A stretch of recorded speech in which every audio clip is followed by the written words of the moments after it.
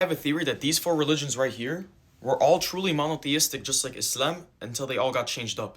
Let me explain. Let's start off with Christianity. In Islam, we know the Injil, or the Gospel as God revealed it, was true monotheism. So the Gospel was true monotheism as God revealed it to Jesus. Now Christians say Jesus is God, but Jesus himself prostrated to the Father as said by Matthew 26:39. If Jesus was God, he would have prayed to himself, but he prayed to the Father, which means the Father is Allah.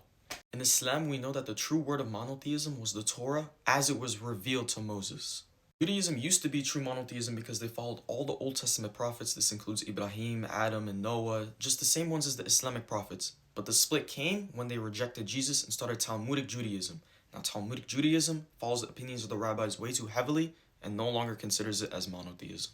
Before we move on to Hinduism and Buddhism, we have to understand that in Islam there was a prophet sent to every single nation in every single land, and it's not just the 25 prophets mentioned in the Quran. This means that there was a prophet sent to modern-day South Asia. Now if we take a quick look at Hindu scriptures, it says that there would be a man named Muhammad who would be the last word of God in this world. He would guide the lands of Arabia. This is direct, undeniable evidence that at one point there was a messenger sent to South Asia in order to spread monotheism or modern-day Islam, and eventually it got twisted into polytheism that we know now as Hinduism. Denying that is just pure stubbornness at that point. Lastly, for Buddhism, there's a theory that Buddha was one of the messengers sent by God that wasn't mentioned in the Quran.